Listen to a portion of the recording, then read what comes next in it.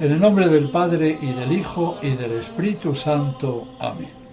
Alabado sea Jesucristo.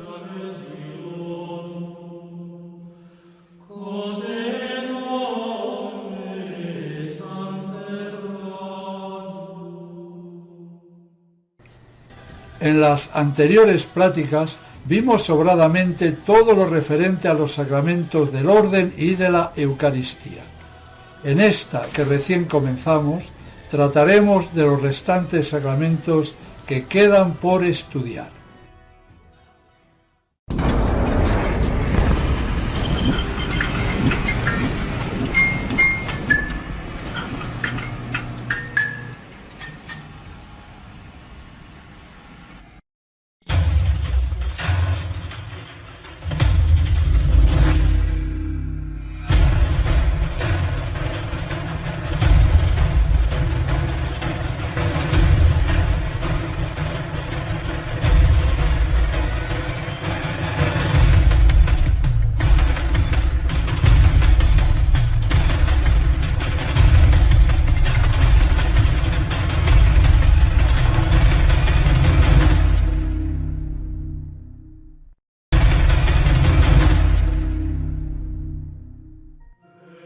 Recordamos que para que un sacramento sea válido debe constar de ministro, materia, forma, intención y sujeto receptor válido. De faltar alguna de estas 5 condiciones, el sacramento no llegaría a efectuarse y se invalidaría, sería nulo y no transmitiría la gracia. Al tratar del sacramento del orden, ya comprobamos que la intención de la Iglesia conciliar al cambiar dicho rito estaba en contradicción a lo que la Iglesia hacía y quería se hiciese. De esa manera, el nuevo ceremonial del sacramento del orden tiene otra intención diferente a la intención que tuvo Cristo al instituirlo, cuya intención mantuvo la Iglesia a lo largo de los siglos. Y por eso, como quedó bien explicado, se convirtió en nulo, en inválido. Y algo muy similar pasó con el sacramento de la Eucaristía, con la nueva misa, como también quedó bien expuesto en las anteriores conferencias. La Iglesia no tiene ningún poder para cambiar la esencia de los sacramentos, y de hacerlo como la Iglesia vaticanista hizo, los sacramentos se destruyen. Bueno, ahora vamos a tratar sobre los 5 sacramentos que nos restan: bautismo, confirmación, penitencia o confesión, extrema unción y matrimonio. Comenzamos. El 15 de mayo de 1969 se promulgó el nuevo ceremonial del bautismo de niños y el 6 de enero de 1972 el de adultos. Vemos que suprimen varios ritos muy importantes para que el sacramento realice su pleno efecto, ya que cada una de esas acciones tiene una eficacia propia. Santo Tomás afirma que se deben realizar cuanto antes esos ritos a quienes, por haber sido bautizados con urgencia, no se les pudieron administrar. Por lo tanto, los ritos eliminados por Pablo VI hacen que el bautizado, aunque sí se le haya borrado el pecado original, no llegue a recibir las extraordinarias gracias inherentes a las diversas ceremonias que el bautismo lleva consigo, y entonces el pleno efecto del bautismo no llega a conseguirse. Por ejemplo, el nuevo ritual ha omitido el rito del soplo, con el mandato que el sacerdote ejerce sobre el demonio, diciendo: retírate de él o de ella, espíritu inmundo, y cede el lugar al Espíritu Santo Paráclito. Nosotros. Por ahora la niña no ha sido bautizada, por eso estamos afuera, y una vez ya que ella renuncia a Satanás, o sea, por boca de sus padrinos, ya podremos todos entrar a la iglesia, porque ella será ahora una piedra viva de esta iglesia. Y comenzamos el rito del bautizo, y ahora yo les pregunto, primeramente a los padrinos, ¿qué le pedís a la iglesia de Dios? La fe, ¿Qué les alcanza la fe? la vida eterna. Si quieres pues entrar a la vida eterna, cumple los mandamientos. Amarás al Señor tu Dios con todo tu corazón, con toda tu alma, con toda tu mente, y a tu prójimo como a ti mismo.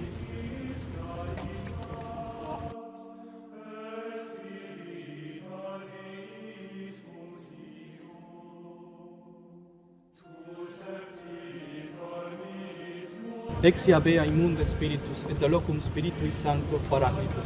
Retírate de ella, espíritu inmundo, y da lugar al Espíritu Santo Paráclito. También han suprimido los exorcismos solemnes, que tienen una eficacia propia muy particular. En ellos se ordena, se conjura al diablo que salga del que va a ser bautizado y que se aleje de él cuando ya esté bautizado. Y así, los exorcismos apartan eficazmente del niño o del adulto a los malos espíritus, esto es, a los demonios. Asimismo, han quitado el rito de la sal. El ritual tradicional manda poner un poquito de sal bendecida, exorcizada, sobre la lengua del bautizado. La sal es símbolo de la sabiduría, protege de la podredumbre y hace que quien es bautizado tome gusto por las realidades sobrenaturales. Pidamos a Dios libre a esta niña del poder de Satanás, para que Cristo tome posesión de ella y la incorpore en su iglesia. Dios omnipotente y eterno, Padre de nuestro Señor Jesucristo, dirige una mirada a tu sierva Sofía, a quien te has dignado llamar para iniciarla en la fe. Aparta de ella toda ceguera espiritual y rompe todos los lazos con que Satanás la tenía esclavizada. Ábrele, Señor, la puerta de tu misericordia, para que impregnada con la sal, símbolo de la sabiduría, carezca de la corrupción de las pasiones y atraída por la suave fragancia de tus enseñanzas, te sirva con alegría en tu iglesia y se perfeccione constantemente. Por el mismo Cristo nuestro Señor. Amén. Exorcizo te creatura salis, in nomine Dei Patris omnipotentis, et in caritate Domini nostri Iesu Christi, et in virtute Spiritus Sancti, exorcizo te, per Deum vivum, per Deum verum, per Deum sanctum, per Deum qui te ad tutelam humani generis procreavi, et populo venienti ad credulitatem per servus suos consecrari precipi, ut in nomine Sancte Trinitatis efficiari salutem, salutare sacramentum ad introdantum inimicis, proimus in Domine Deus nostro, sanctiaturam salis, sanctificando, sanctificis, et benedicendo, benedicas, ut fiat omnibus accipientibus perfecta medicina, permanens in diceribus eorum, in nomine iustem Domini nostri Iesu Christi, cui venturus est judicare vivos et mortus, et seculum perignem. Amén. En el bautizo se le da un poco de sal a la niña, significando el efecto que hace la gracia, que es de preservarnos del pecado, de preservarnos de la corrupción del mundo. Demos pues a esta niña la sal bendecida y pidamos a Dios que la preserve de la corrupción. Sofía, recibe la sal de la sabiduría que te sirva para la vida eterna. Amén.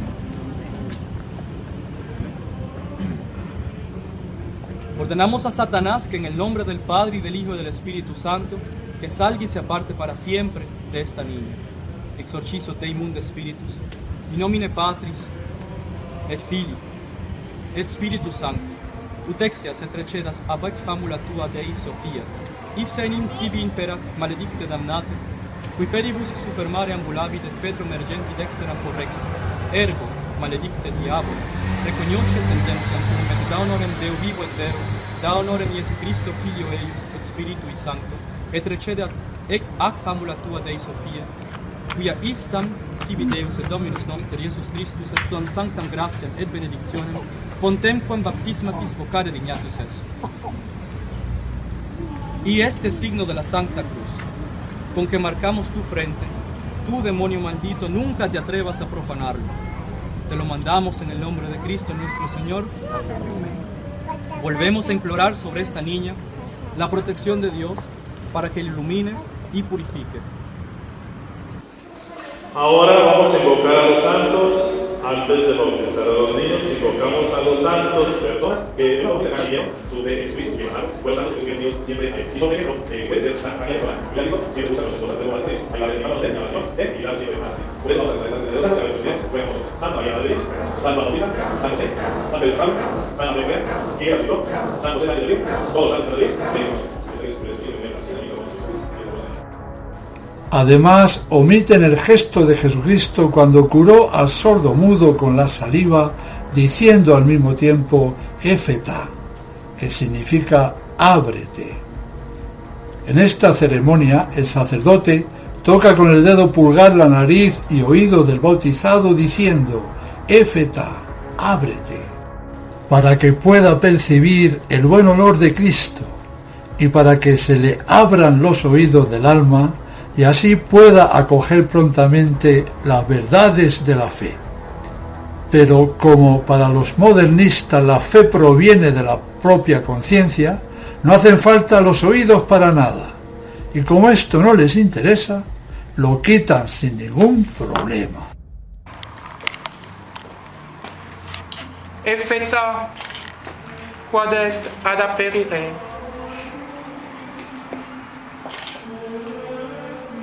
In odorem suavitatis tuo te refugare diaboli apropinque abitenim, iudicium Dei.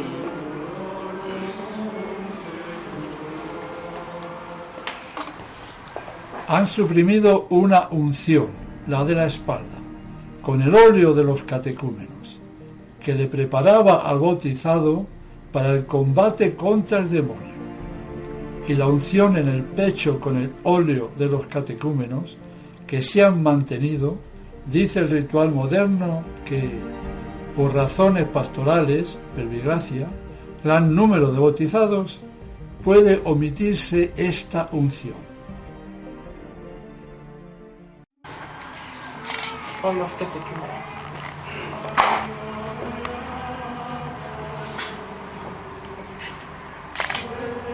Ego te lineo oleo sanctis.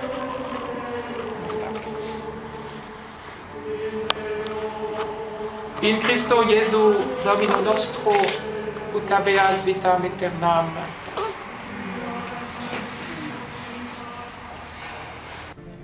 Como vemos, no dejan títere con cabeza, y así el sacerdote modernista está autorizado por el ritual a decirse a sí mismo. Como son muchos los que se están bautizando, y dar esta unción es cansino, y como no creo en nada de todo esto que estoy haciendo, y además tengo prisa, pues la suprimo y en paz. El ritual me da pie a ello, pues no faltaría más. Las preguntas: ¿qué le pides a la Iglesia de Dios? ¿Renuncias a Satanás? ¿Quieres ser bautizado? Ya no son dirigidas al padrino, que es quien habla por el niño, y todo lo que el padrino dice en su nombre se realiza en el alma del que va a ser bautizado. Ahora las preguntas se dirigen a los padres. Una cosa más cambiada. Y una vez ya que ella renuncia a Satanás, o sea, por boca de sus padrinos, ya podremos todo entrar a la iglesia, porque ella será ahora una piedra viva de esta iglesia. Y comenzamos el rito del bautizo, y ahora yo les pregunto, primeramente a los padrinos, ¿qué le pedís a la iglesia de Dios? La fe, ¿Qué les alcanza la fe? la vida eterna. Si quieres pues entrar a la vida eterna, cumple los mandamientos. Amarás al Señor tu Dios con todo tu corazón, con toda tu alma, con toda tu mente, y a tu prójimo como a ti mismo. José Ángel. ¿Y qué pide a la Iglesia de Dios para José Ángel? Ustedes, papás que piden el bautismo para este hijo suyo, saben que serán obligados a educarlo en la fe, para que este niño, guardando los mandamientos de Dios, ame al Señor y al prójimo como Cristo nos enseña en el Evangelio. ¿Se dan cuenta de esta misión? Los padrinos están dispuestos a ayudar a los padres en esta tarea de formación. En el rito tradicional, el sacerdote hace la señal de la cruz sobre la frente y el pecho del niño al mismo tiempo que dice: recibe el signo de la cruz en tu frente y en tu corazón, acoge la fe y sus enseñanzas divinas y vive de tal manera que pueda ser en adelante templo de Dios. Vamos a marcar a esta niña con el signo de la cruz, que es la señal del cristiano. En ella, en la Santa Cruz, está nuestra salvación, vida y resurrección. Recibe el signo de la cruz en la frente y sobre tu corazón. Sé fiel a los mandamientos divinos y vive de tal manera que desde ahora pueda ser templo de Dios. Oremos. Te rogamos, Señor, que escuches benignamente nuestras súplicas y defiendas con tu constante protección a tu elegida Sofía, marcada con la señal de la cruz de Cristo, para que permaneciendo fiel a las primeras enseñanzas sobre la grandeza de tu gloria, merezca llegar por la observancia de tus mandamientos a la gloria de la regeneración, por Cristo nuestro Señor. Amén. En el nuevo rito se omite la señal de la cruz sobre el pecho y al signar la frente, el sacerdote dice: la comunidad cristiana te acoge con gran alegría. Yo en su nombre te signo con la cruz, que es signo de Cristo nuestro Salvador. Y vosotros, sus padres, haced también sobre él la señal de la cruz. José Ángel, la comunidad cristiana te recibe. Yo en su nombre te signo con la señal de Cristo y tus padres y padrinos harán lo mismo.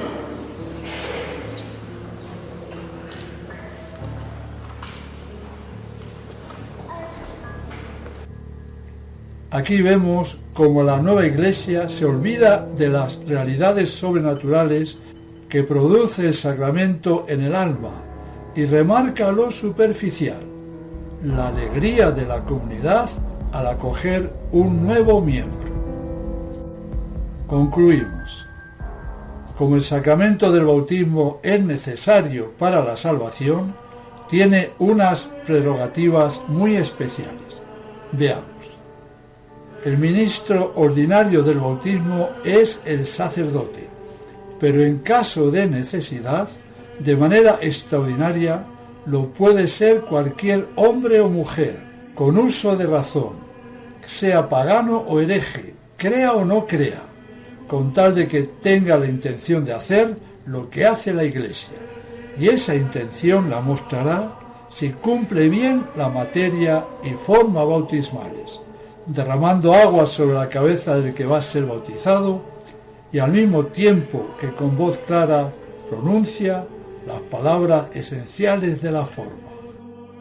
Genaro, yo te bautizo en el nombre del Padre y del Hijo y del Espíritu Santo. Nota importante es que no debemos omitir la conjunción y, ya que al quitar la y griega podemos alterar la forma del sacramento. Escuchemos. Genaro, yo te bautizo en el nombre del Padre, del Hijo, etc. Bien, ¿quién es el Padre del Hijo? El Padre del Hijo es el Padre. Aquí no habría dos personas distintas, no olvidarlo. Por lo tanto, si el sacerdote pronuncia rápido, yo te bautizo en el nombre del Padre, del Hijo, está hablando solamente de la persona del Padre, ya que el Padre del Hijo es el Padre. No obstante, si el sacerdote lo pronuncia despacio, Genaro, yo te bautizo en el nombre del Padre, del Hijo, del Espíritu Santo, entonces sí habría separación de personas y podría valer la forma, pero es muy grave alterar en lo más mínimo la forma de los sacramentos, y ese cambio de la forma aunque sea en lo más mínimo, estará indicando que la intención del ministro no se conforma con la intención de la Iglesia.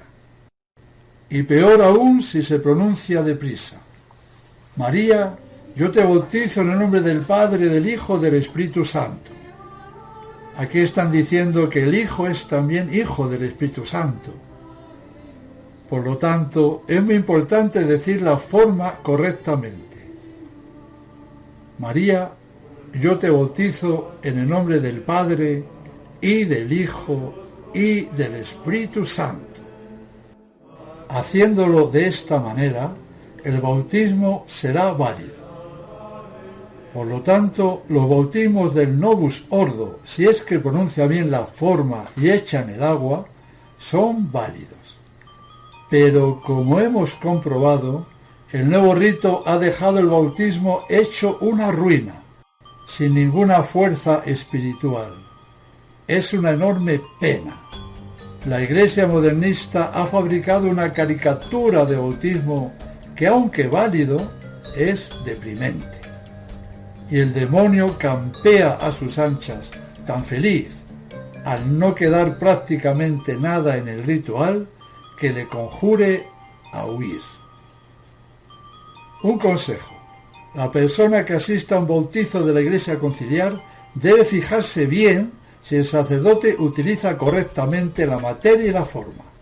Esto es muy importante, ya que la mayoría de los ministros de la nueva Iglesia pasan de todo y pueden hacer y decir cualquier cosa al bautizar, en vez de cumplir con la materia y forma verdadera. Así que atención, que la cosa es muy seria. El nuevo sacramento de la confirmación fue promulgado el 15 de agosto de 1971. La forma tradicional para administrarlo es: Genaro, yo te signo con la señal de la cruz y te confirmo con el crisma de la salvación, en nombre del Padre y del Hijo y del Espíritu Santo. Emma, signo te, signo crucis, et confirmo te crismate salutis in nomine Patris et Filii et Spiritus Sancti. Pax tecum. Y la nueva forma es: Genaro, recibe por esta señal el don del Espíritu Santo. Jaione, recibe por esta señal el don del Espíritu Santo. La paz sea contigo. Bien, aparte de que las palabras de la forma de la confirmación han sido totalmente cambiadas, la materia, que consiste en la imposición de manos del obispo y la unción con el santo crisma, haciendo la señal de la cruz sobre la frente del confirmado, también en parte ha sido cambiado.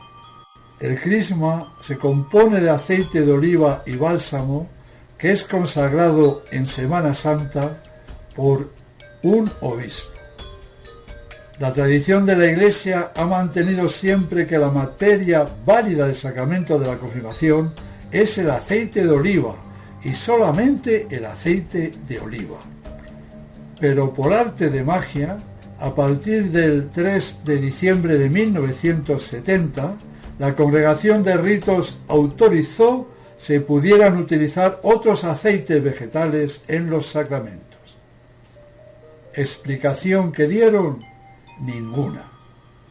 2 años después, Pablo VI, en la Constitución Apostólica Sacram Untionem Infirmorum, dijo: como el aceite de oliva, cuya utilización se requería hasta ahora para la validez del sacramento, es escaso o difícil de encontrar en algunas regiones, hemos decretado que se podrá en el futuro, según las circunstancias, utilizar igualmente otro aceite.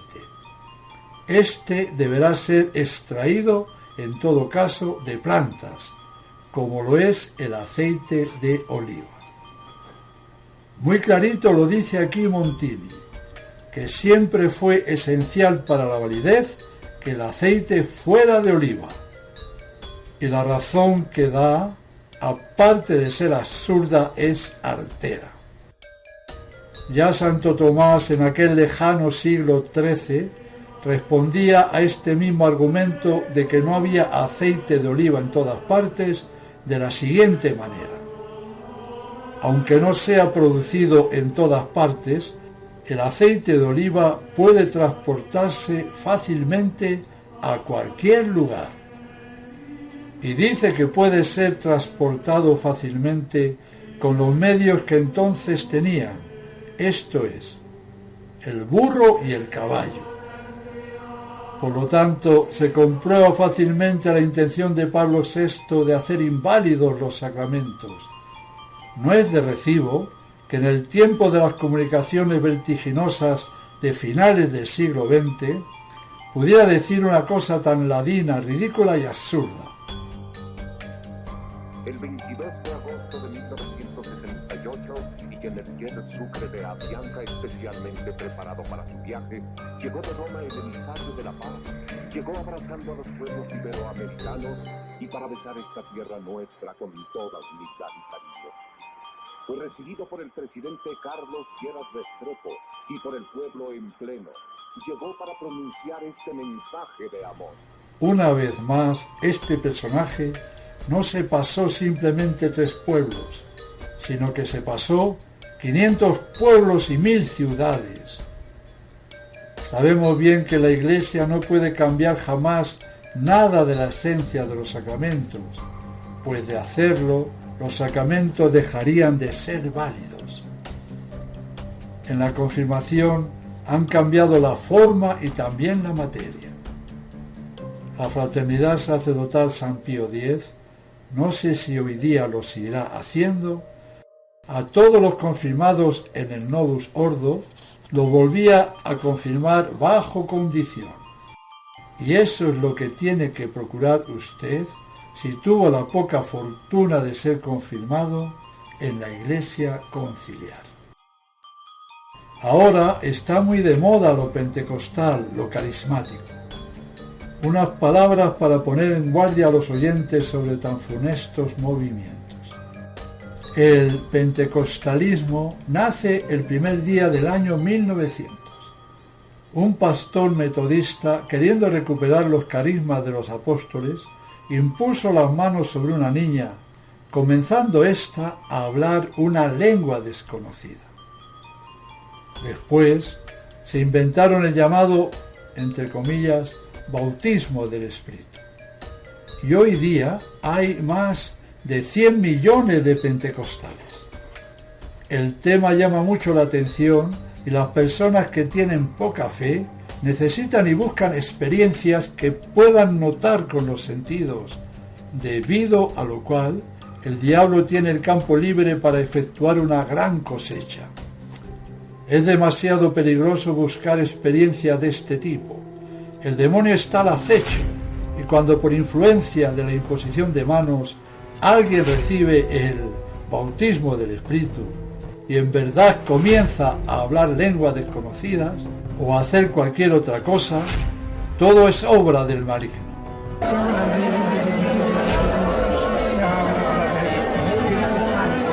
Mueve esa lengua, Señor. Desata esa lengua, Padre Santo. Bendito y alabado. Sigue hablando en lengua.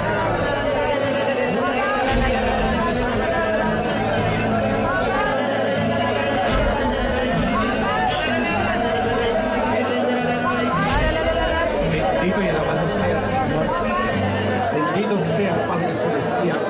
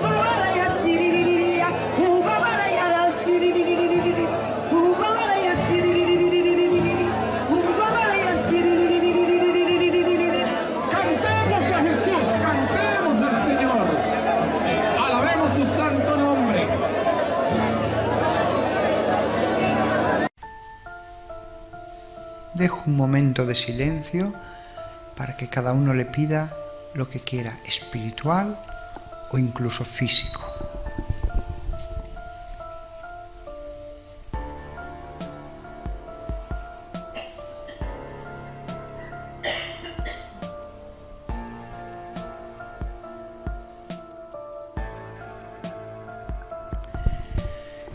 Shensare, shensare, shmeli, la la la la la la la la,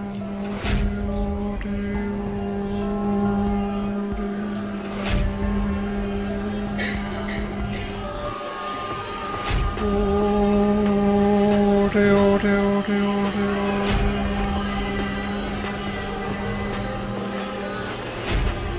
shensare, shensare,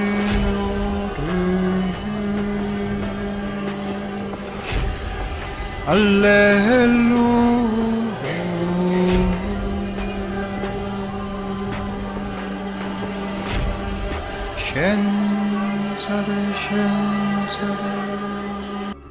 Quiero anotar que uno de los signos de la posesión diabólica sobre una persona es este de hablar lenguas extrañas.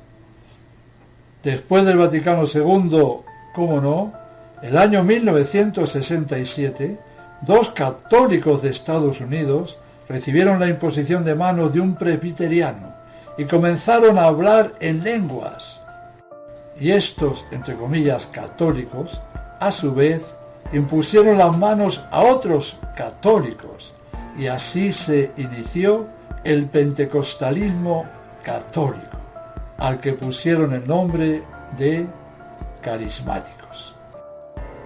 Cuando reciben la imposición de manos, el demonio hace que unos rían sin control alguno, otros se tiren por los suelos, otros tiemblen, otros sientan un gran gozo, otros escuchen melodías o vean luces, otros caigan en redondo en cuanto les ponen las manos en la cabeza, otros comienzan a danzar sin ningún control, etc. No deja de ser deprimente ver una ceremonia de esas, una fila de personas en la que cada una de ellas se pone a la derecha de la otra, esperan de pie a que el sacerdote o quien sea les imponga las manos en la cabeza. Justo detrás de cada persona que va a recibir la imposición de manos hay 2 hombres con la misión de recogerla, pues la inmensa mayoría de las veces, en cuanto reciben la imposición de manos, caen hacia atrás como una exhalación y, de no ser sostenidas en su rápida caída, se romperían la cabeza contra el duro suelo. Ni qué decir tiene que más de uno, para no quedar mal de que no ha recibido el Espíritu, se tira para atrás y se acabó. El tema es muy grave, ya que si alguna de esas personas en verdad son tiradas hacia atrás, no es por obra del Espíritu Santo, por supuesto, sino por obra del maligno. Atención, que es demasiado peligroso para el cuerpo y sobre todo para el alma jugar a estos despropósitos. En este asunto todo es feo, grotesco, sin orden, lo contrario del Espíritu Santo, que es paz y orden perfecto. Por eso, si queremos vivir del Espíritu verdadero, deberemos alejarnos de todo esto que nace del orgullo, de la vana curiosidad y de la soberbia. Y Dios se aleja de quien busca estas cosas sensibles y su lugar lo ocupa el diablo. El asunto es peligrosísimo para la salvación del alma, lo mismo que la afición a tener visiones, a recibir mensajes, a sentir olores, a escribir automáticamente como si le llevaran la mano, etc. Todo esto es diabólico por demás y no lo debemos buscar ni desear nunca. Seguimos. Hemos visto ya los sacramentos del orden, de la Eucaristía, del bautismo y de la confirmación. Ahora le toca el turno a la penitencia o confesión. Curiosamente, a este sacramento reformado en 1973 no le han cambiado la materia ni la forma. Veamos, la materia remota de la confesión son los pecados cometidos por el penitente y la materia próxima son los actos que debe hacer el mismo penitente para que pueda ser perdonado.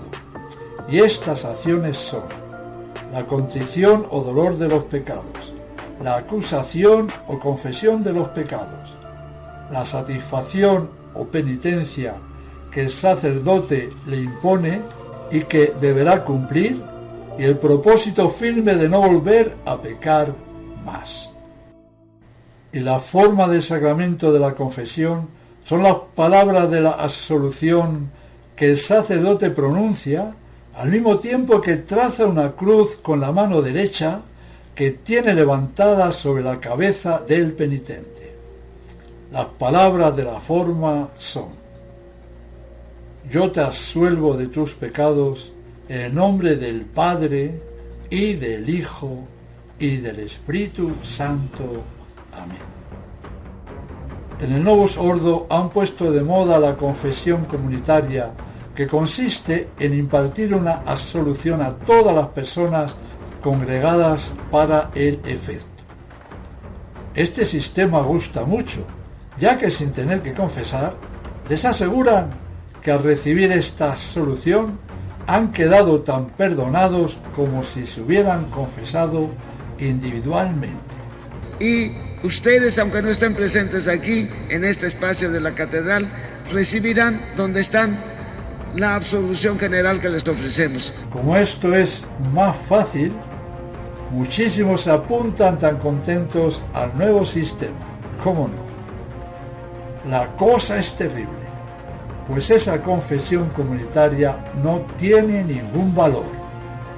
Es algo verdaderamente sacrílego e impío, y quien la haya recibido alguna vez debe confesar individualmente todo lo que no confesó cuando recibió esa absolución colectiva.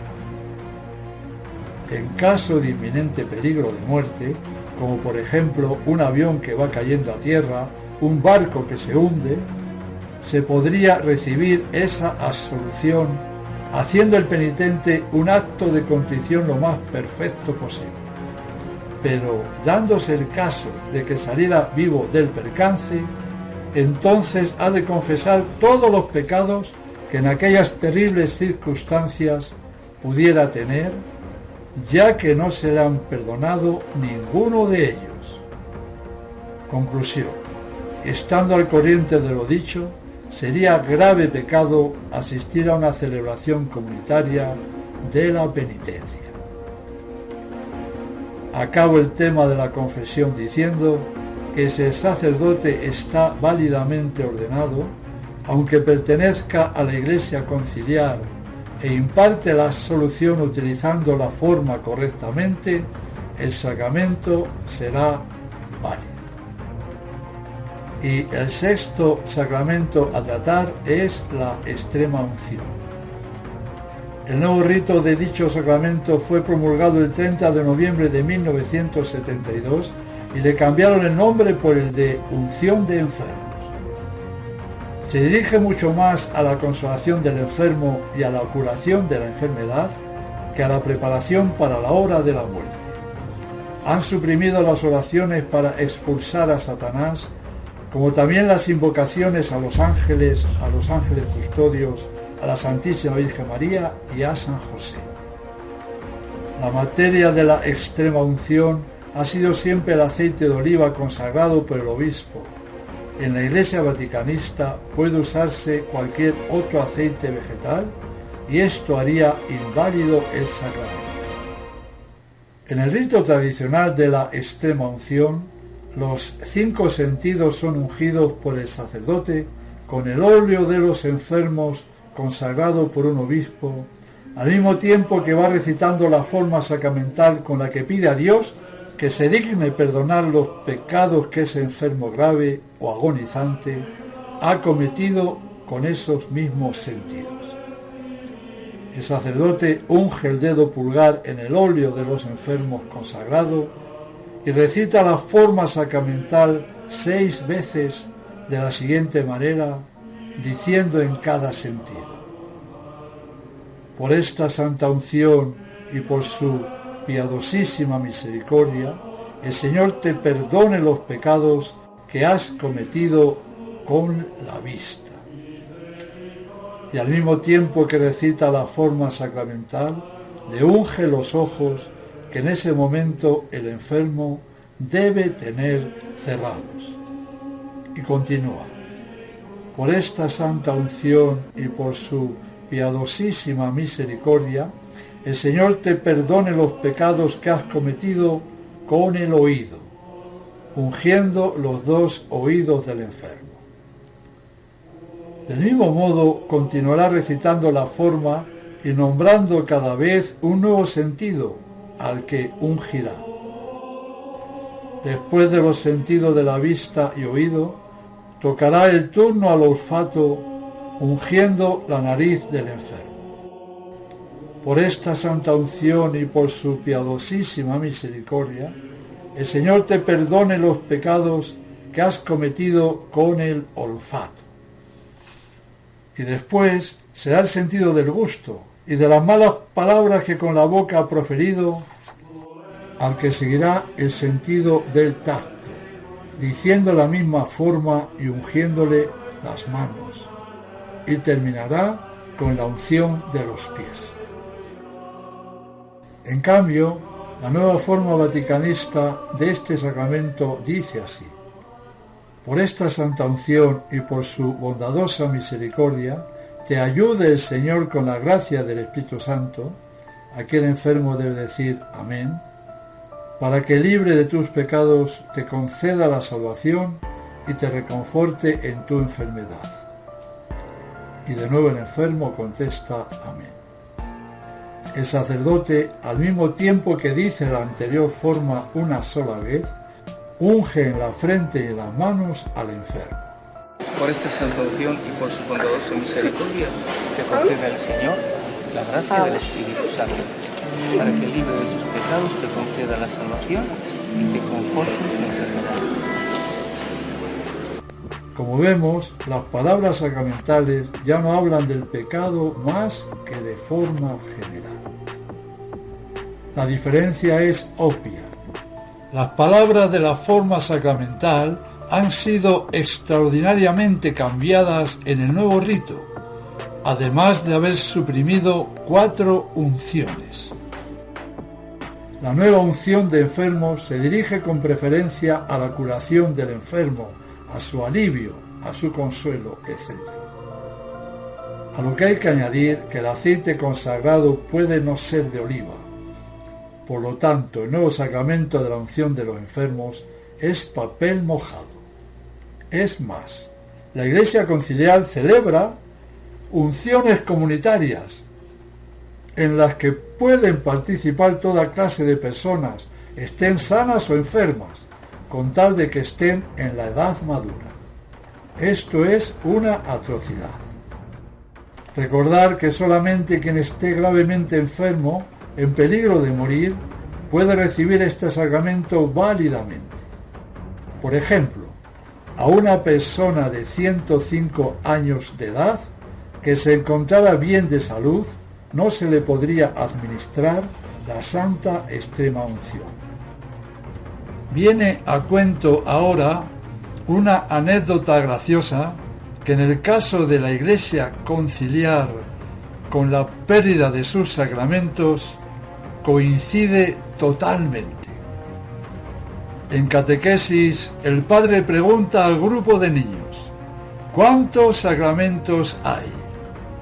Y una niña, levantando la mano, contesta con gran compostura y seriedad lo siguiente: ninguno, padre. El sacerdote, extrañado de tan singular respuesta, le dice: ¿cómo que ninguno? Y de nuevo la gentil niña vuelve a repetir: sí, ninguno. ¿Y por qué afirmas que no hay ninguno?, apostilla el padre. A lo que la niña, muy modosita, pero firmemente explica la razón que le asiste, que para ella es clarísima. Padre, no hay ningún sacramento porque ayer mi abuelito, que está muy enfermo, recibió los últimos. Después de esta anécdota profética, seguimos. Y después de los sacramentos del orden y de la Eucaristía, que fueron tratados en anteriores conferencias, y del bautismo, confirmación, penitencia y extrema unción, que acabamos ahora de explicar, pasamos a hablar sobre el sacramento del matrimonio. El nuevo rito fue promulgado el 19 de marzo de 1969 y Juan Pablo II en 1990 promulgó otro ritual. En este sacramento todo ha sido revolucionado y cambiado. Las oraciones, las lecturas, las bendiciones, hasta la bendición nupcial ha sido cambiada. Y todo, una verdadera revolución. Pero no voy a decir más, ya que lo que nos interesa saber es si este sacramento reformado es o no válido. Y la respuesta es sí. Como los ministros del sacramento del matrimonio son los mismos esposos, ellos recíprocamente confieren y reciben el sacramento. Es un contrato administrado por los mismos contrayentes que surte efecto al declarar delante del párroco o del sacerdote autorizado y de dos testigos que se unen en matrimonio. La materia del matrimonio son las personas que se casan y la forma es el acuerdo entre ambos. La Iglesia tradicional elaboró un hermoso ritual para la ocasión. Aunque sea válido, los contrayentes que tengan claras las cosas no deben casarse de acuerdo con el nuevo rito. Conclusión. Rito válido, pero penoso. Y más penoso aún son los cursillos que dan a los novios antes de casarse.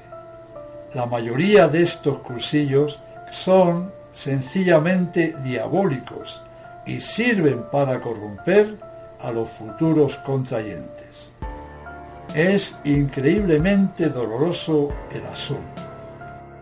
Quiero apostillar que la Iglesia Católica siempre ha preparado a los novios que iban a recibir el matrimonio con mucha delicadeza y seriedad.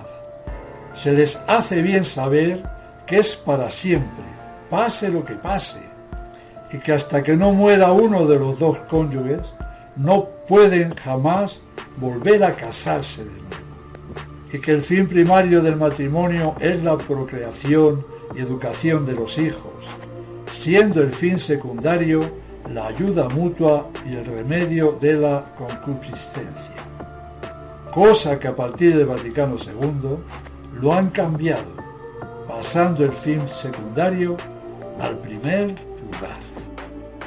También se les habla de que ha habido cantidad de matrimonios y muchos de ellos santos que de mutuo acuerdo han guardado siempre perfecta castidad, realizando un matrimonio perfectísimo, al igual que el de San José y la Virgen María. Recordar que cuando un matrimonio decide no tener más hijos, el único método agradable a Dios es el de la castidad perfecta. Todo lo demás estará viciado. Voy a hablar de un asunto muy espinoso y muy penoso.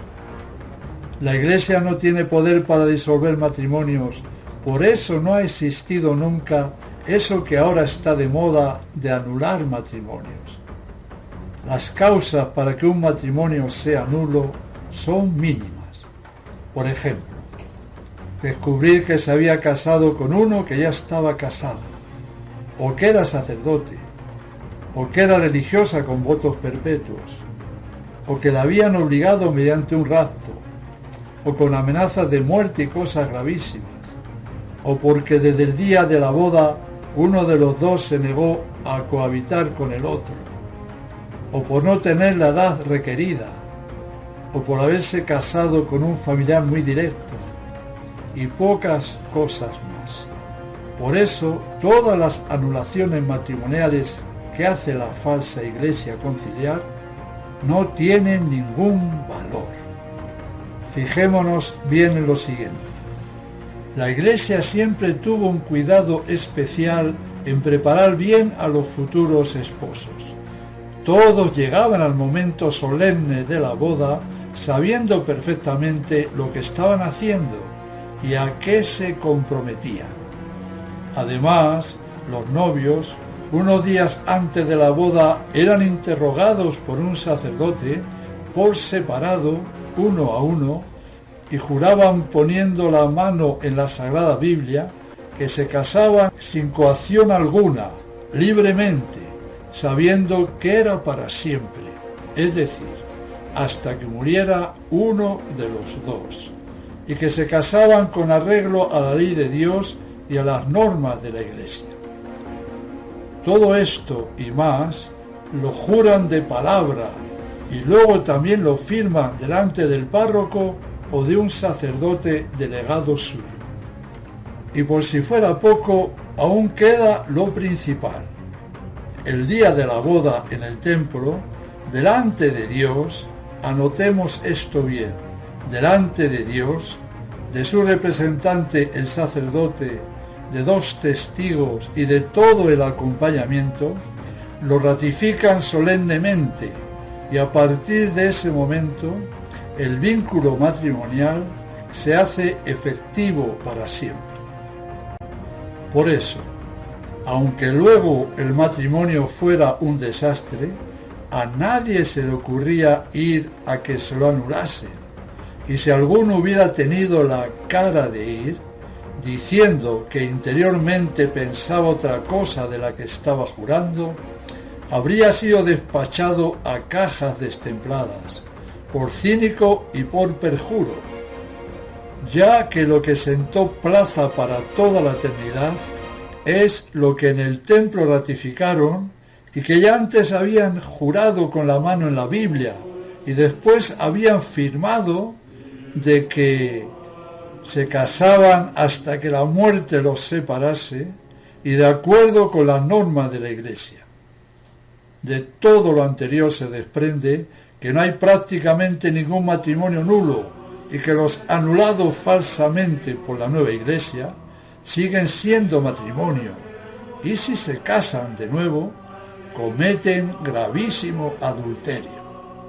La Iglesia no tiene poder ninguno para separar lo que ha unido Dios. En cuanto al importante asunto de la intención interna de los contrayentes, dicha intención se manifiesta por lo que ellos hacen y por lo que ellos dicen. Esto es así en todos los negocios y asuntos que cada día ocurren en el mundo, sean del tema que sea. La sociedad se rige por lo objetivo, pues lo interno se manifiesta por lo externo. Por eso no tiene cabida ni es de recibo que después de casados vayan corriendo a anular su matrimonio diciendo que por dentro pensaban lo contrario de lo que hacían y decían, o que resulta que su marido bebe o es gastador o lo que sea. Tuviste tiempo para saber con quién te casabas. Te casaste para siempre. No hay vuelta de hoja. La Iglesia de siempre, es decir, la Iglesia, porque no hay otra Iglesia que la de siempre, la tradicional, estudiaba muy bien los casos de malos tratos y cosas afines, y después de una reflexión seria, permitía, cuando así lo estimaba oportuno, la separación por algún tiempo de los esposos, para que vivieran en diferentes casas, hasta que la situación se normalizase. Pero nunca jamás anuló un matrimonio por gravísimo que fuera el asunto, pero ahora lo anulan falsamente por cualquier cosa, por incompatibilidad de caracteres, por inmadurez psicológica, e incluso porque se le quema la comida o porque uno es del Real Madrid y la otra es del Barcelona. Es de sentido común todo lo hasta ahora dicho.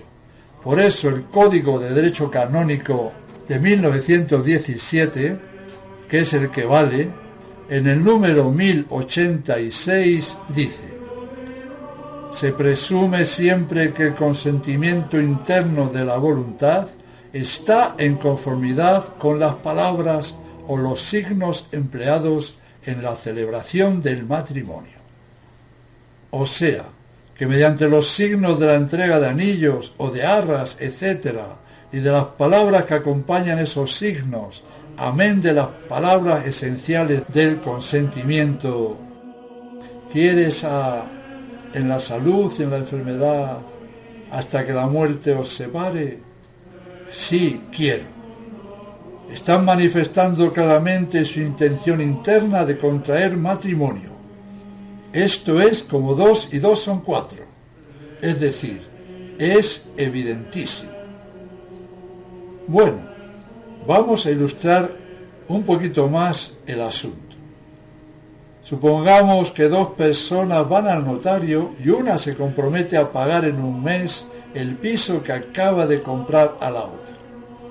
El notario toma nota, redacta el documento y lo firma el comprador, el vendedor y el notario.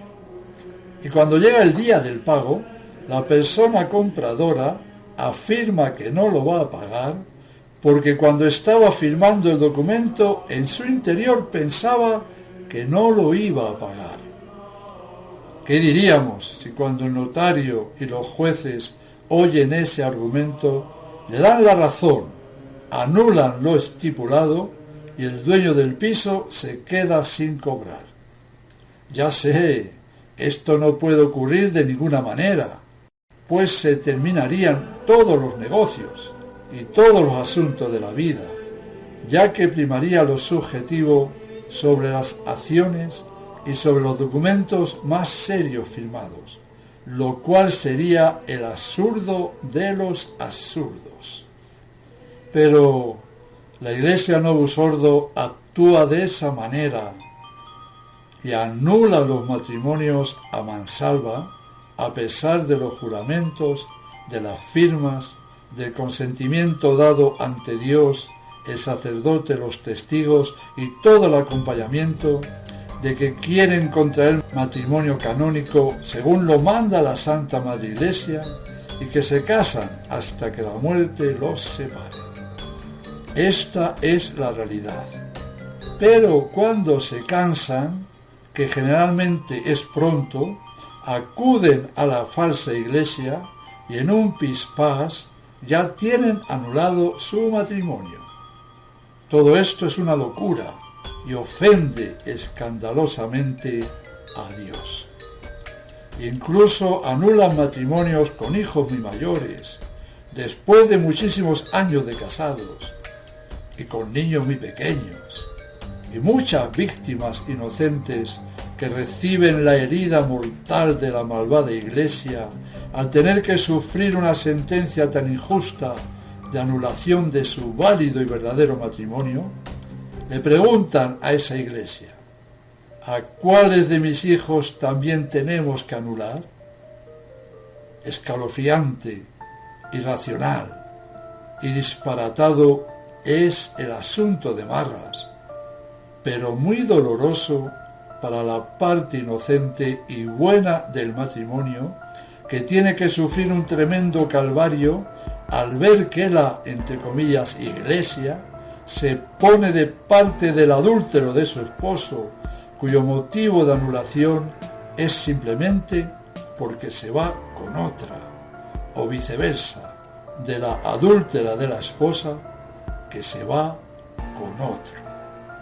El tema asquea, indigna al máximo y segrega tremebundas náuseas. Bueno, resumimos los asuntos estudiados. Sacramento del orden. La consagración de obispos es totalmente inválida y la ordenación de sacerdotes es dudosa. Sacramento de la Eucaristía. la nueva misa también es inválida. Y aunque alguna vez pudiera ser válida al ser celebrada por un sacerdote mayor, que dijera correctamente las palabras de la consagración, etc., es una misa viciada, que desagrada y quita la gloria a Dios. Sacramento del bautismo. Válido si utilizan bien la materia y la forma. Sacramento de la confirmación. Inválido. Sacramento de la confesión o penitencia. Válido si utilizan bien la forma y el sacerdote es mayor y está ordenado con el rito antiguo. Sacramento de la extrema unción. Inválido. Sacramento del matrimonio. Válido. Es importantísimo recordar que a todo lo dicho hay que juntar que a día de hoy la inmensa mayoría de los obispos y sacerdotes novus ordo no son obispos ni sacerdotes. En 1968 cambiaron el rito de ordenación invalidándolo. Para ser hoy un válido sacerdote, tiene que haber sido ordenado lo más tarde en 1968. A partir de 1968 cerraron las puertas de la sucesión apostólica en la nueva Iglesia. Haciendo las cuentas, estas nos revelan que desde aquel lejano 1968 hasta hoy día han pasado 51 años, a los que hay que añadir los 24 o 25 años de edad que como mínimo tiene que tener el nuevo sacerdote. Bien, 51 años más 24 suman 75. Y esta es la edad mínima que tiene que tener el sacerdote hoy día para en verdad ser sacerdote. Y para el obispo se complica mucho más, ya que generalmente les consagran con una edad mínima que ronda los 50 años, pero pongamos que en algún caso ha sido consagrado a la edad de 45 años. 51 años que han pasado desde la reforma del rito de consagración episcopal, más 45 años de edad del consagrado, estamos hablando de 96 años que los obispos, para ser en verdad obispos, tienen que tener como mínimo hoy día, a fecha de 2019. De ahí se sigue que en la Iglesia conciliar, quitando el bautismo y el matrimonio, no existen otros sacramentos, a no ser la confesión, si ésta es impartida por sacerdotes de 75 años para arriba y por obispos de 96 años en adelante. La Iglesia Vaticanista, se puede decir, no tiene sacramentos. Esa fue su intención y lo consiguieron. Cambiamos de tercio. Debido a que la Iglesia Católica lleva más de 50 años tomada, ocupada por el enemigo, han surgido los nefastos y destructores cambios en todo. Subrayo esta palabra, en todo. Después de haber estudiado el asunto de los sacramentos, quiero ahora tratar algo sobre lo acaecido con el breviario romano, y una vez más podremos comprobar que al igual que con la Santa Misa, a la cual el breviario está estrechamente unido, los novadores entraron a saco y también fue demolido bárbaramente. Es muy importante remarcar lo recién dicho, la íntima relación que existe entre el breviario y la misa. Cualquier cambio que se haga en la misa afectará al breviario. Y como la misa fue totalmente transformada y destruida en 1969, al breviario le ocurrió lo mismo en 1970. Ahora voy a hablar un poquito sobre la reforma del breviario romano tradicional. Es bueno recalcar una vez más lo siguiente. Es de fe que la Iglesia desde sus comienzos ha contado con la asistencia del Espíritu Santo. Gracias a esta asistencia divina, la Iglesia siempre ha sabido de la importancia capital de mantener intacta la revelación recibida de nuestro Señor Jesucristo, transmitida por los apóstoles, a la cual los santos padres y doctores, los concilios y el magisterio fueron explicitando más y más, pero sin añadir ni quitar nada. Y con arreglo a la doctrina inmutable recibida, con arreglo a la única y verdadera fe, y sabiendo de la principalísima importancia que tiene el culto que debemos tributar a Dios, desde el primer momento la Iglesia, con toda su sabiduría y esmero, y con la ya citada asistencia del Espíritu Santo, fue explicitando y elaborando la forma de ejecutar este culto, es decir, la liturgia, que es el conjunto de acciones, de fórmulas y de cosas con que, según las disposiciones de la Iglesia Católica, se da culto público a Dios. Y así, a lo largo de los siglos, la Iglesia trabajó con denuedo y santidad en mejorar más y más el culto divino, hasta que en el siglo XVI, San Pío V, siguiendo las directrices de Trento, nos dejó el monumento único e insigne de la Santa Misa, amén del breviario.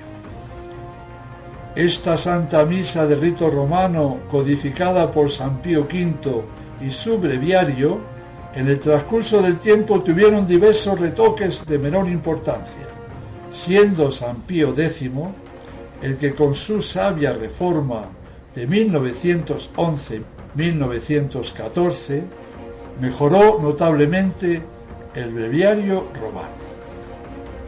Pío XII, el último papa antes del Vaticano II, también llevó a cabo varias modificaciones que en 1960 el antipapa Juan XXIII modificó, valga la redundancia, aún mucho más. Hoy día, varios de los diversos movimientos tradicionales siguen este breviario que fue promulgado en 1962. También es verdad que muchos sacerdotes religiosos y seglares rezan con el breviario anterior. Tanto el breviario como la Santa Misa tienen a sus espaldas, podríamos decir, 2 milenios. Casi 2000 años de historia le dan al breviario una plenitud extraordinaria, una fuerza sublime, y separarse, por afán de novedades y de modernismo, de estas inalcanzables cimas de verdad y belleza, cual son la Santa Misa y el breviario tradicional, no es tan solo una locura, sino una disparatada ofensa a la verdadera liturgia y al verdadero culto a Dios. Una aclaración. El libro que contiene el oficio divino se llama breviario por ser como un resumen abreviado de las preces y oraciones del antiguo oficio litúrgico. Pasamos a ver lo que en verdad fue la, entre comillas, reforma del breviario, con sus grandes modificaciones. Podemos y debemos cambiar la palabra modificaciones, de sabor muy suave, por destrucciones del breviario. 5 años después de la conclusión del Anticoncilio Vaticano II, en 1970, Pablo VI promulgaba la Constitución Apostólica Laudis Cantico, con la que sacaba a la luz el novedoso breviario para uso de los católicos de rito romano y con la que arruinaba absolutamente una tradición más que milenaria.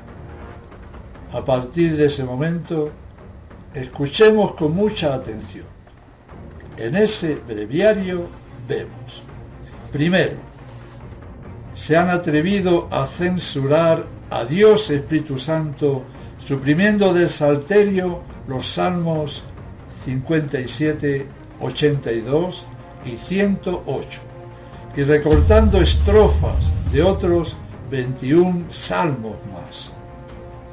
Sabemos que a lo largo de la historia, cuando un escrito de algún personaje importante no se avenía con las ideas de un grupo, este problema lo solucionaba muy fácilmente. ¿Cómo? Pues suprimiendo o recortando cualquier texto que pudiera decir lo contrario de lo que ellos querían conseguir. Siempre ha sido así, pero lo grave de este caso es que la, entre comillas, jerarquía que ocupa la Iglesia del Concilio ha tenido la desfachatez de censurar no a un personaje de talla, sino al mismo Dios Espíritu Santo. Y esto es muy grave, gravísimo. Vamos a ver algunos de los versículos de los salmos censurados y las razones alegadas para ello. Por ejemplo, Salmo 57. Los prevaricadores se extraviaron desde el seno materno. Hay en ellos veneno como en la serpiente. Oh Dios, quiebra sus dientes en su misma boca. Rompe las muelas de los leones. Oh Dios, marchítense como el verde de la hierba. El justo se alegrará al ver la venganza. Lavará sus pies en la sangre del impío, y los hombres dirán: en verdad hay un premio para el justo, en verdad hay un Dios que juzgue la tierra. Todo este salmo suprimido. Y el siguiente, Salmo 82. Oh Dios, no permanezcas mudo, no estés sordo. Mira el tumulto que hacen tus enemigos. Dicen: venid, borrémoslos, y que ya no sean su pueblo.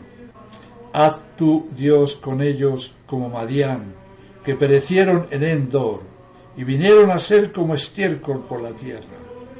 Dios mío, hazlos como el polvo de un remolino y la hojarasca presa del viento. Como fuego que consume la selva, como llama que abrasa los montes.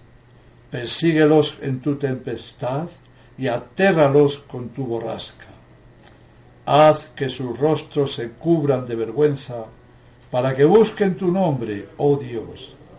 Queden para siempre en la ignominia y en la turbación. Sean confundidos y perezcan. También este fue suprimido, y al Salmo 108 le tocó igual suerte, porque es del mismo tema. Salmo 108. Oh Dios mío, gloria mía, no enmudezcas, porque bocas impías y dolosas se han abierto contra mí y me hablan con lengua pérfida. Me devuelven mal por bien y odio a cambio de amor. Acórtense sus días, que sus hijos queden huérfanos y viuda su mujer. Sea su posteridad entregada al exterminio, extíngase su nombre. La culpa de sus padres sea recordada por Dios, y el pecado de su madre no se borre. Estén siempre ante los ojos de Dios, para que Él quite de la tierra su memoria, pues no pensó en usar misericordia, sino que persiguió al infortunado, al pobre. Amó la maldición, cáigale encima. Bien, estos 3 salmos fueron borrados de un plumazo, y para no ser repetitivos, de los otros 21 salmos que fueron cercenados, suprimiéndoles estrofas, no voy a citar ninguno más. Acabamos de ver que los salmos y versículos eliminados del novedoso breviario han sido, en general, los deprecativos, los que hablan de la maldad de los extranjeros y enemigos del pueblo de Dios, de los impíos, de los sin misericordia, y piden a Dios que los castigue fuertemente. La razón que da Pablo VI en el número 4 del Laudis Canticum es: han sido omitidos unos pocos salmos y algunos versículos que contenían expresiones de cierta dureza. Hago notar que el autor principal de los salmos es el Espíritu Santo, y su palabra es eterna, no pasa ni caduca nunca, vale para todos los tiempos. El Espíritu Santo no es duro al hablar así, pues el Espíritu Santo es la verdad y todo lo que de él procede es santísimo y perfecto. Parece que se les olvida que el Espíritu Santo es Dios.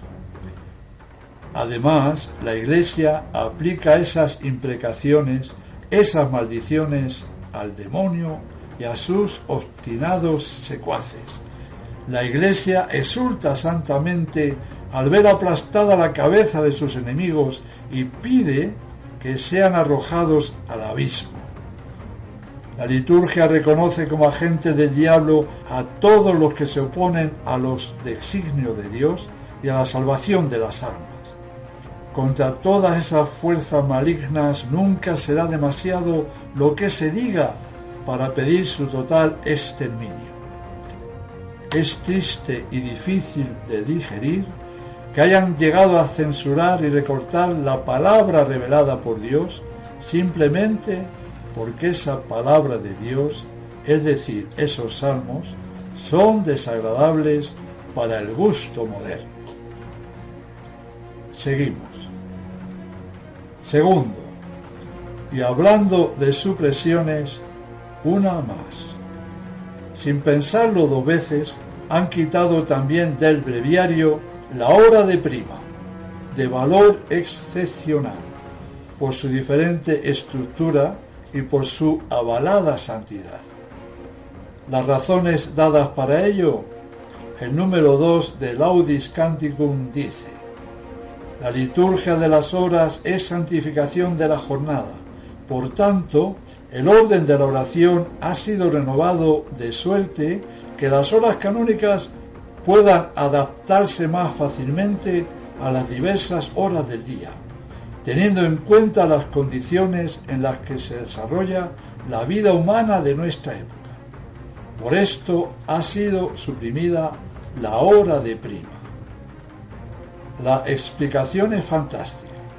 La vida moderna es muy ajetreada y para que haya aún más tiempo para ese ajetreo inútil, hacen desaparecer la hora de prima. Y así, los que están obligados al rezo del breviario disponen de más tiempo para perderlo. Oficio del padre, carpintero. De nombre, José. ¿Y la esposa? María. ¿Y el niño? Jesús. Estoy hecho ateo. ¿Por qué, señor? Ustedes vienen a un bautizo a pedir posada. Ya no más falta que la borra sea yo para que estemos aquí todos completos. Ay, señor.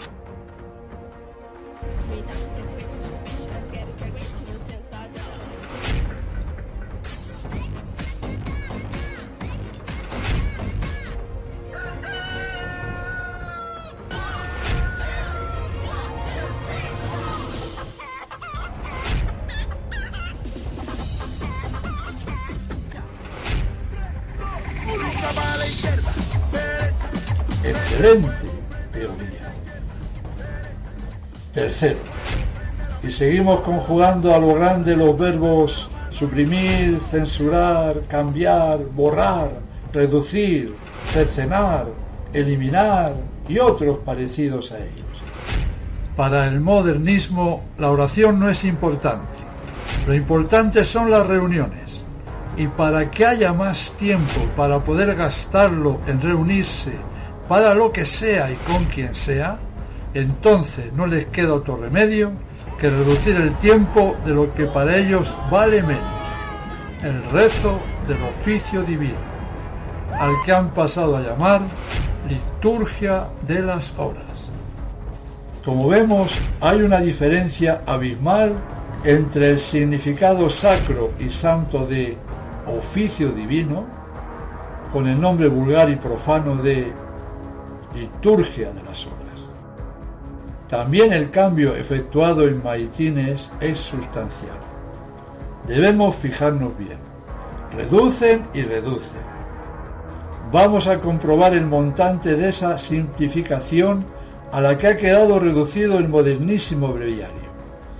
A Maitines le cambian el nombre por el de oficio de lecturas y es disminuido de 9 salmos que tenía antes a 3 que tiene en lo moderno. Y las lecciones, es decir, los textos de las lecturas que generalmente en el antiguo breviario eran 9, han quedado en 2. Además de que a veces los salmos que han puesto son muy breves. Las razones aducidas para efectuar estos grandes cambios son las mismas. Quitar tiempo a la oración para sacar tiempo para la reunión.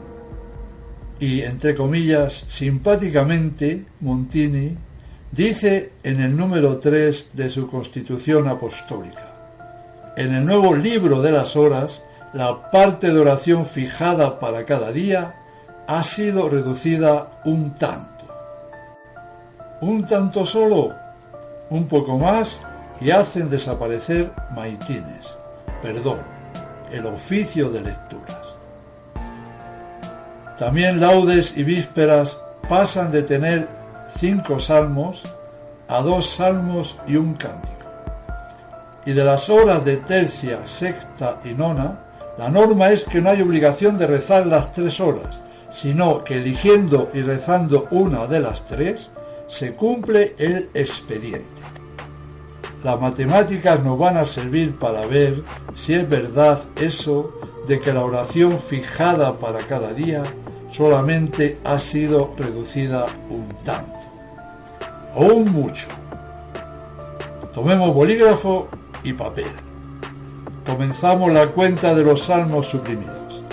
Maitines tenía 9 salmos, ahora el oficio de lecturas tiene 3. Prima tenía 3, ahora ninguno, pues esa hora ha sido eliminada. Laudes tenía 4 salmos y un cántico, ahora tiene 2 salmos y un cántico. El cántico tiene una estructura muy parecida al salmo y están sacados de Tobías, Judith, Isaías, etc. Tercia, sexta y nona tenían 3 salmos cada una de ellas. Ahora siguen teniendo 3, pero solo es obligatorio rezar una de ellas. Vísperas tenía 5 salmos, ahora tiene 2 salmos y un cántico. Completas tenía 3, ahora 1, salvo 2 días a la semana que tiene 2 salmos. Hagamos cuentas. El breviario tradicional consta de 33 salmos y un cántico para cada día. El moderno posee 11 salmos, 2 días a la semana 12 salmos y 2 cánticos también para cada día. Nos quedan solamente restar y observar bien el resultado. Si a 33 salmos del tradicional le restamos 11 y a veces 12 que tiene el moderno, el resultado es que han suprimido 21 salmos, es decir, 21 salmos que no hay que rezar. Pienso que 21 salmos son muchos salmos y que la diferencia de un breviario a otro es descomunal. Por eso lo de la parte de oración fijada para cada día ha sido reducida un tanto, lo menos que de ello se puede decir es que es una gran mentira y una tomadura de pelo. Vuelvo a decir que 21 salmos eliminados son una barbaridad. De 33 han dejado 12. Lo de ha sido reducida un tanto, en honor a la verdad, tendrían que haber escrito que había sido reducida prácticamente un todo. El tiempo que se necesita para rezar la novedosa liturgia de las horas es mínimo, es ínfimo. Todas las horas se pueden rezar sin correr en poco más de media hora, mientras que con el tradicional se necesita más de hora y media. Claramente se ve la importancia que los novadores dan a la oración, al culto divino, al oficio divino. Ninguna.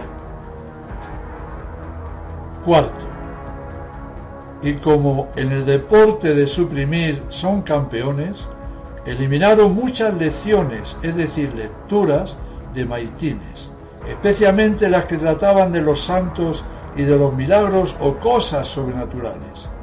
Razón para ello, el número 7 de la traída Constitución Apostólica dice: de los textos de la liturgia de las horas ha sido eliminado todo lo que no responde a la verdad histórica. Igualmente, las lecturas, especialmente las hagiográficas, han sido revisadas a fin de exponer y colocar en su justa luz la fisonomía espiritual y el papel ejercido por cada santo en la vida de la Iglesia. Esta explicación, traducida al verdadero español, quiere decir que los modernistas niegan a priori los milagros y todo lo que sea sobrenatural en la vida de los santos. Si este nefasto apriorismo, porque sí, sin ningún fundamento, lo aplican incluso a los milagros y vida de nuestro Señor Jesucristo, imaginémonos entonces lo que harán con los milagros y vida de los santos. Y lo que hicieron fue pulverizar cualquier atisbo que oliese algo a sobrenatural.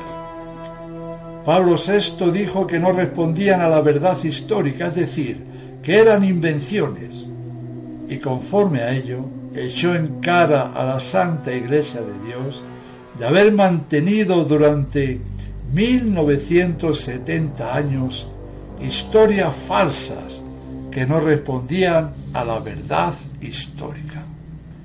Tuvo la insolencia de llamar a la Iglesia falsa y mentirosa, amén de ignorante, por haberse creído esos cuentos. Falsos, mentirosos, ignorantes, ¿quiénes? San Agustín, San Ambrosio, San Jerónimo, San Gregorio, San Isidoro, San Anselmo, San Bernardo, San Francisco de Asís, Santo Tomás de Aquino, San Buenaventura, San Roberto Belarmino, San Pío V, San Pedro Canisio, San Juan Bosco, San Pío X, San Juan de la Cruz, San Francisco de Sales, Santa Teresa de Jesús, Santa Catalina de Siena, Santa Teresita del Niño Jesús. ¿Sigo? ¿Para qué seguir? Bien sabemos nosotros quiénes son los falsos y los mentirosos, que de ignorantes no tienen nada, y sí de malicia. La verdad es que prefiero ser ignorante con los, entre comillas, pobrecitos ignorantes que he citado, y de los que podría añadir 1000 más, que ser un sabelotodo con los ensoberbecidos modernistas. Se podrían decir aún bastantes cosas más sobre el tema de suprimir, censurar, cortar, borrar, eliminar las cosas santas y buenas del breviario romano tradicional. Pero en estos momentos vamos a pasar a ver las cosas novedosas que han introducido en el breviario de 1970. Quinto, se introducen novedosas lecciones, o sea, lecturas, como son diversos textos del Conciliábulo Vaticano II, de Pablo VI, de Juan Pablo II, de las cuales lecturas habrá más o menos según la fecha de edición del breviario. Bien sabemos el motivo de intercalar en el breviario esas lecciones. El motivo es que son, entre comillas, lecturas muy formativas para destruir la fe del alma mejor dispuesta. Sexto, los preciosos e históricos himnos del breviario tradicional han sido sustituidos por otros nuevos, a veces de autores contemporáneos, y como dice la Comisión Litúrgica Episcopal Española, elegidos y compuestos unos por poetas actuales y otros de la amplia antología poética española. Ni qué decir tiene que algunos de los nuevos himnos que aparecen en el breviario son de gran valor literario y espiritual, como son las poesías de Santa Teresa de Jesús, de San Juan de la Cruz, de Lope de Vega, etc. Pero hay otros muchos de autores modernos que la verdad es para oírlos y salir corriendo. Quiero ofrecerles ahora una pequeña antología de esos nuevos himnos para que, entre comillas, disfruten de tan alta poesía. Empezamos. Comienzan los relojes a maquinar las prisas y miramos el mundo, comienza un nuevo día, comienzan las preguntas, la intensidad, la vida, se cruzan los horarios, qué red, qué algarabía. Por ser el primero no está nada mal, ¿verdad? No perdamos de vista lo tremendamente espiritual y poético que es el verso que dice, qué red, qué algarabía. Los hay peores. Sigamos. El trabajo nos urge, nos concentra y astilla, Señor del universo, con el hombre te alías, en nuestra actividad tu fuerza como vibra, Señor de los minutos, intensa compañía, gracias por los instantes que lo eterno nos hilan, gracias por esta pausa contigo en la fatiga. ¿Y qué me dicen del segundo? ¿Que es muy profundo? Veamos ahora el tercero. Así, te necesito de carne y hueso, te atisba el alma en el ciclón de estrellas, tumulto y sinfonía de los cielos, y a zaga del arcano de la vida, perfora el caos y sojuzga el tiempo, y da contigo, Padre de las causas, motor primero.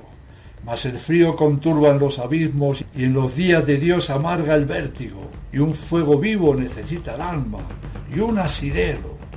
Hombre quisiste hacerme, y no pura inmaterialidad de pensamiento. Soy una encarnación diminutiva, el arte, el resplandor que toma cuerpo. La palabra es la carne de la idea, encarnación es todo el universo. Carne soy y de carne te quiero, dulce locura de misericordia, los dos de carne y hueso. Como ven, no hay dos sin tres. Les comento una cosa, aparte de lo horrible que son, hay todavía una cosa peor que muy sutilmente van transmitiendo, la herejía de que la fe es un sentimiento, y un fuego vivo necesita el alma, y un asidero. Y vemos una especie de panteísmo en el verso, encarnación es todo el universo. Y seguimos con el cuarto himno, por llamarlo de alguna manera, pues de himnos no tienen ni la sombra. Estoy, Señor, en la ribera sola del infinito afán. Un niño grita entre las olas contra el viento yermo. A través de la nada van mis caminos, hacia el dolor más alto pidiendo asilo. La espuma me sostiene y el verde frío de las olas me lleva pidiendo asilo. Hacia el amor más alto que hay en mí mismo, la esperanza me arrastra pidiendo asilo. Santo Tomás de Aquino diría que eso de a través de la nada o lo de hacia el amor más alto que hay en mí mismo es herejía, pues una vez más esos himnos transmiten la idea de que la fe es puro sentimiento, sin ninguna prueba racional para sostenerla. Por eso dice lo de pidiendo asilo, para así poder descansar esa inquietud religiosa que todo ser humano tiene y agarrarse a algo. Esto es irracional, es fideísmo. Tengan paciencia, ahí va el quinto.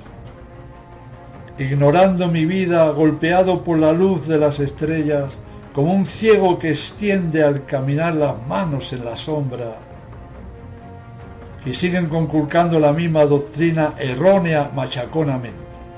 Para el modernismo seguimos comprobando una vez más, la fe es un sentimiento interior que en verdad no conduce a sitio alguno, y lo plasman claramente en sus himnos, como un ciego que extiende al caminar las manos en la sombra.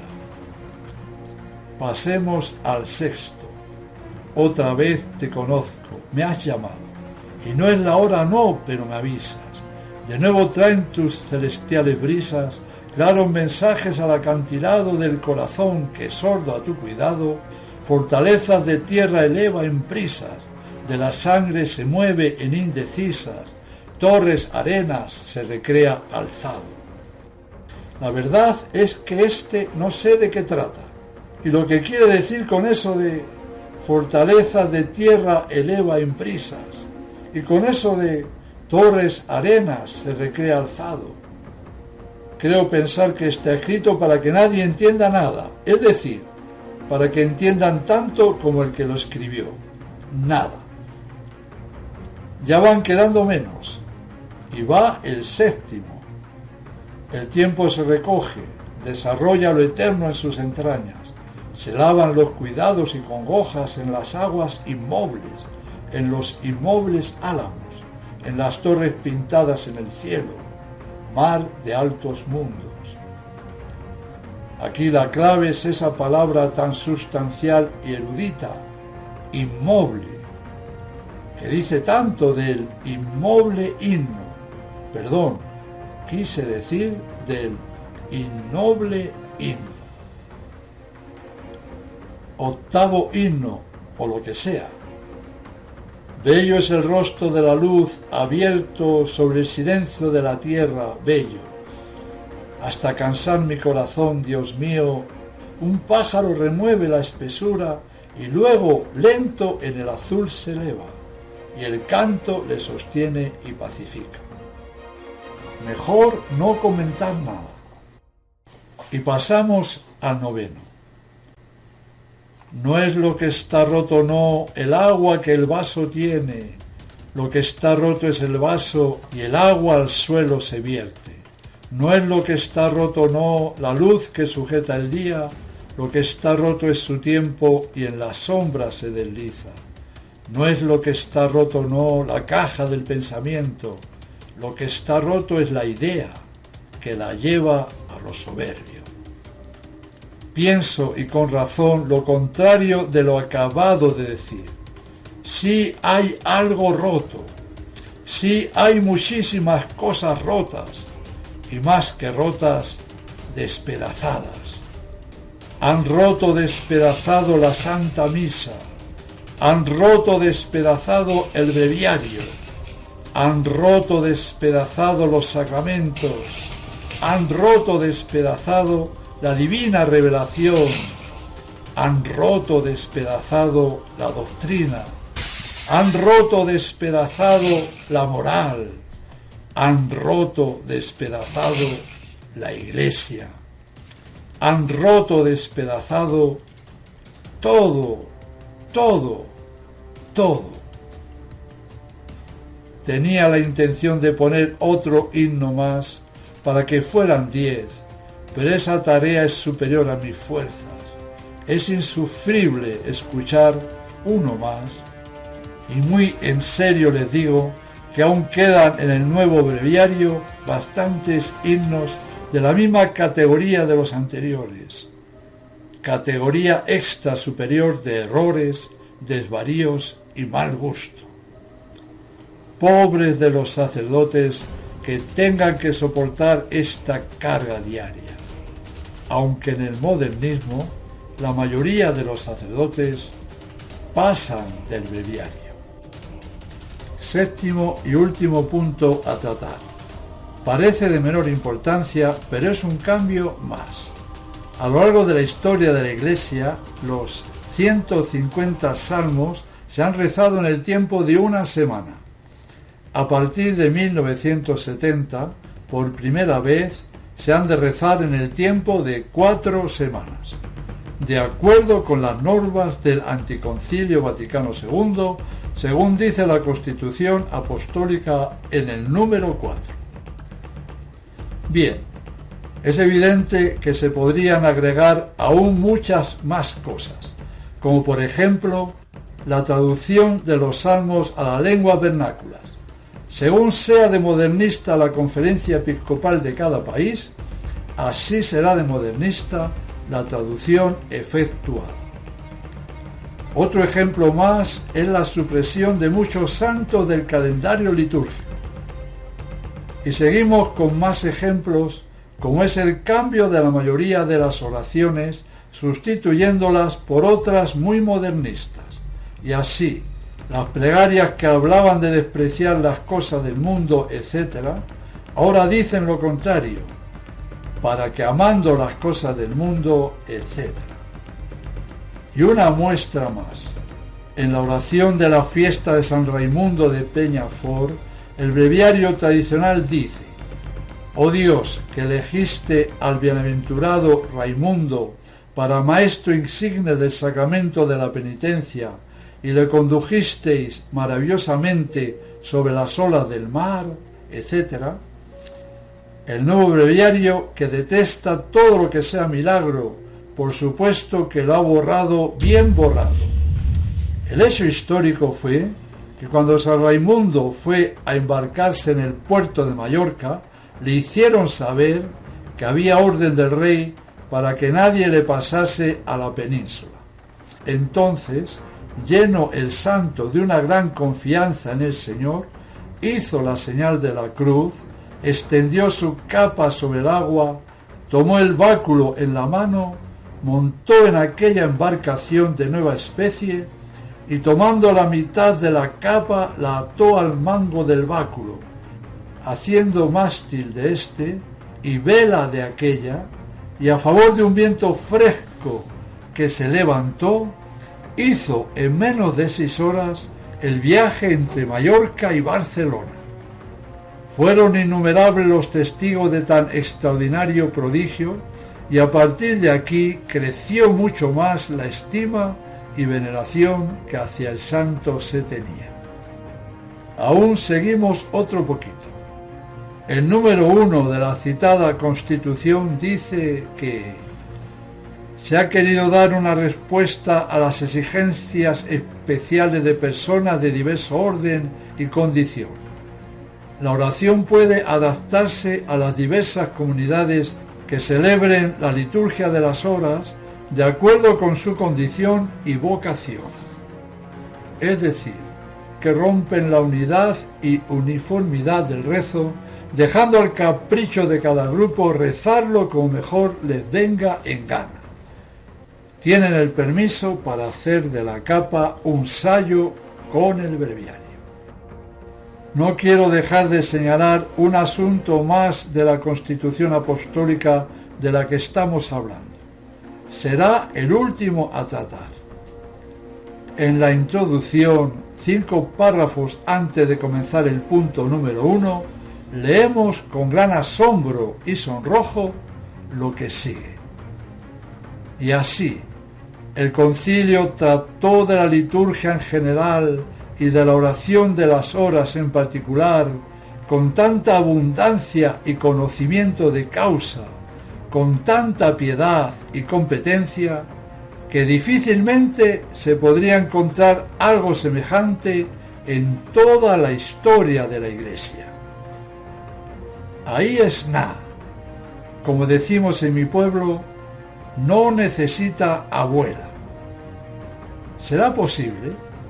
Dilapidan y hacen un guiñapo de la Santa Misa tradicional, amén del breviario y de todo lo que huela a católico, y encima tienen el rostro de proclamar a grandes voces que, comparado con el trabajo realizado por ellos, todos los concilios de la historia e incluso Trento no dejan de ser una cosa pueril y sin ninguna importancia.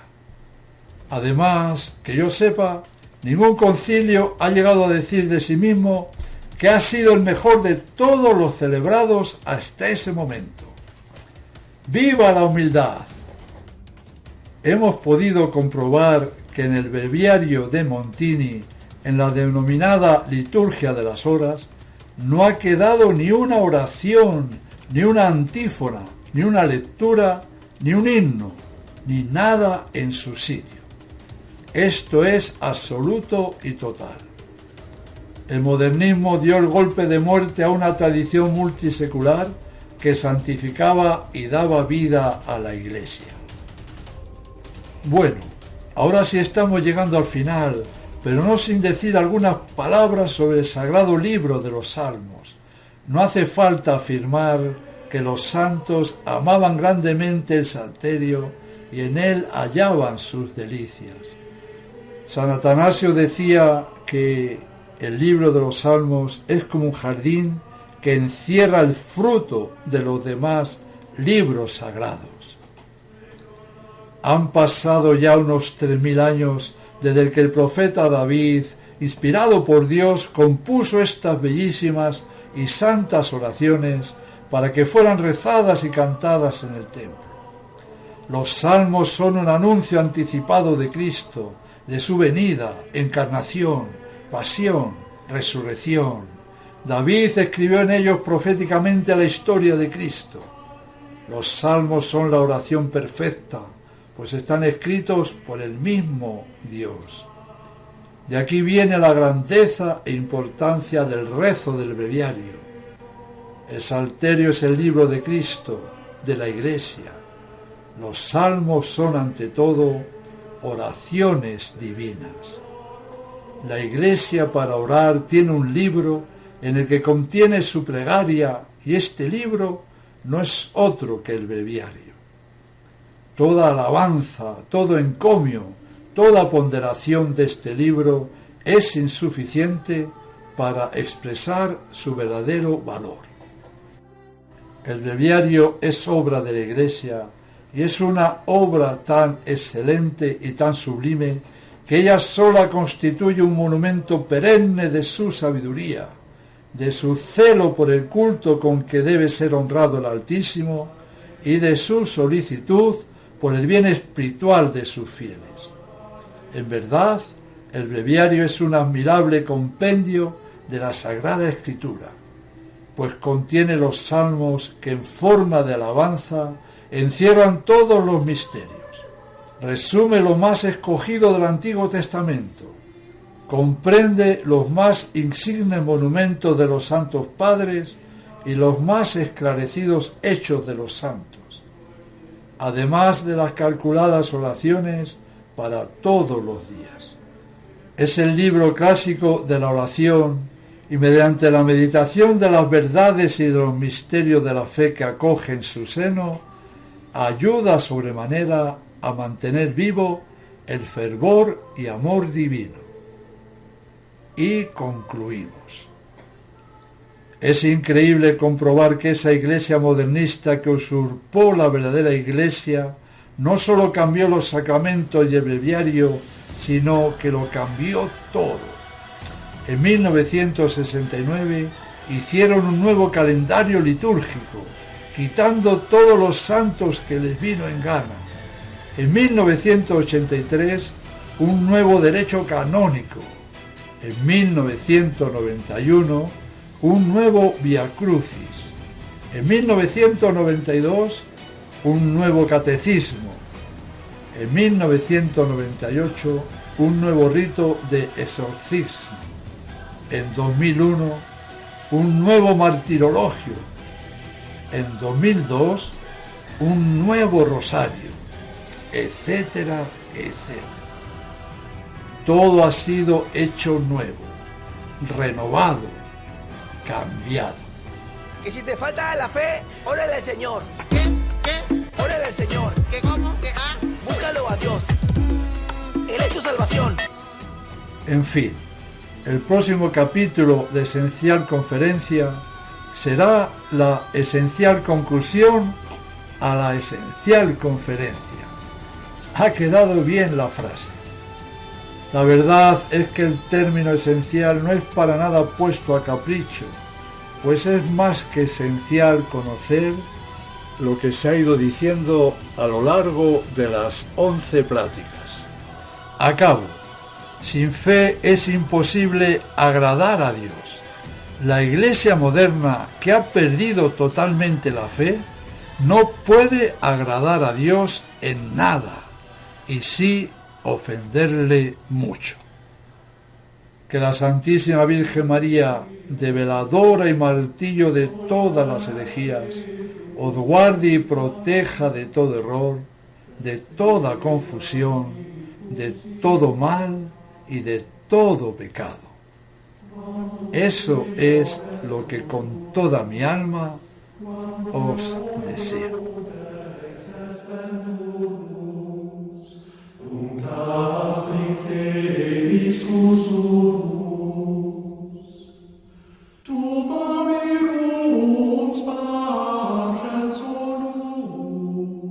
Per sepulcra regis